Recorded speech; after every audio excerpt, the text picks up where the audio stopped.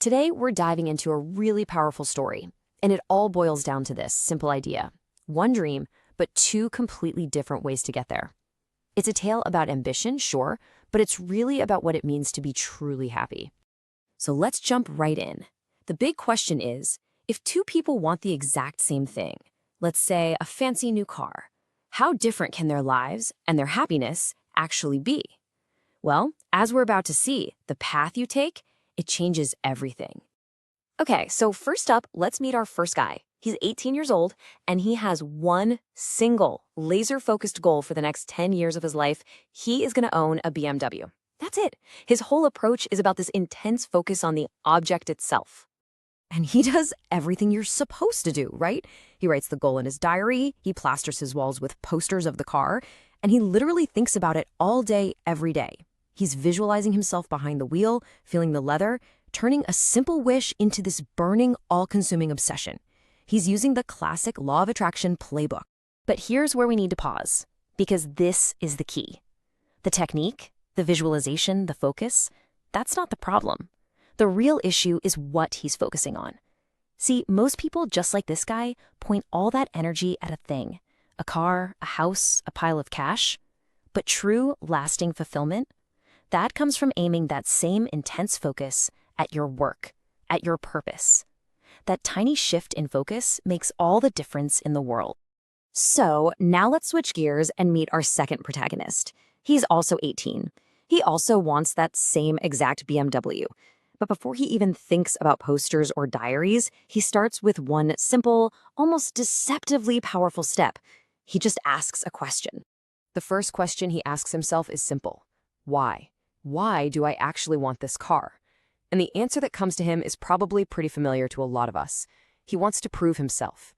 Show his friends, his family, the whole world that he's a success. It's all about that external validation. But here's the thing, he doesn't stop there. He digs a little deeper. He asks the next obvious question. Okay, but why do I feel the need to prove something? And this is where he has a little breakthrough. He realizes he's only doing it because, well, that's what everyone around him is doing. He's just following the script. And that leads him to ask one last why. And this is the question that just blows everything wide open for him. Why is everyone doing this? The answer he lands on is as simple as it is shocking. And boom, it hits him. He's been trapped in the rat race. You know what that is, right? It's a race where everyone's running, some are fast, some are slow, but nobody has a clue why they're even running in the first place. And in that one moment of clarity, he makes a huge decision. He decides to just step off the track. He completely lets go of his desire for the car. Now, this is such an important point. His new path didn't start because he found some new, shiny goal. It started when he rejected a false one. By figuring out what he didn't want, he cleared out all the noise in his head. And that created the space for him to remember something that truly mattered, something that would finally give him his real why. His mind goes back 3 years. He was on a trip with his father, a man he was incredibly close to who sold handicrafts. As you can see, they're having dinner, and all of a sudden, his dad feels this sharp, awful pain in his chest. They race to the local village hospital, but the doctors there can't do anything. Their only advice is to get him to a big city hospital, which is a full 3 hours away. By the time they finally made it to the city, it was too late. The doctors told him those heartbreaking words. "I'm sorry. If you had just gotten here 15 minutes earlier, we might have been able to save him." And in that awful moment, one question just screamed inside his head. Why are all the best doctors, all the best hospitals, only in the big cities? And now, connecting that devastating memory to his present-day soul-searching, everything just clicked into place. He finally understood his purpose. This kid, who before couldn't even bring himself to study for an hour, was suddenly filled with this unstoppable drive. He started studying 12 hours a day because he had found his real why. He was going to become a doctor and bring proper medical care to small villages like his. All right, let's hit the fast-forward button. 10 years have gone by. Both boys are now 28. The 10-year finish line has been crossed. Now, it's time to see where these two very different paths have actually led them.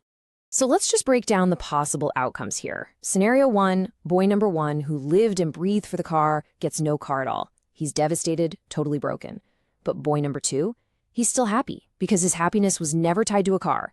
Now, scenario 2, boy number 1 gets a smaller car, not the BMW. He's unhappy, feels like he failed. Boy number 2, he's thrilled. It's an awesome, unexpected bonus. And finally, what if boy 1 actually gets the BMW? Well, his greed just moves on to the next bigger thing. Meanwhile, boy 2 is happy too, but his joy comes from his work, not the car. This really brings us to that perfect analogy, doesn't it? The carrot on a stick. For our first guy, happiness is always just out of reach. He can see it, he can chase it, but he can never really grab it. Because even when he gets the thing he's been chasing, the goalpost just moves further away. He's never actually living, he's just constantly chasing the next thing. At the end of the day, the biggest difference between them really just boils down to one single thing: fear. The first boy is living in a state of constant fear. Fear of not getting what he wants, and then fear of losing it once he has it. But the second boy, he's fearless, because his happiness, his purpose, comes from inside of him, and that's something that no one can ever take away. And this brings us right to the heart of the matter. It's the ultimate choice we all face between two totally different philosophies of life. Are you living your life to get a thing, or are you living your life to do meaningful work? And this final thought just captures the two mindsets perfectly. The first person says, to get this thing, I will do any kind of work. For him, the work is just a tool, a means to an end. But the second person says, to do this work, I am willing to lose anything. You see the difference? For him, the work is the reward. It's the source of his joy. So the question I'll leave you with is pretty simple. Which path are you on?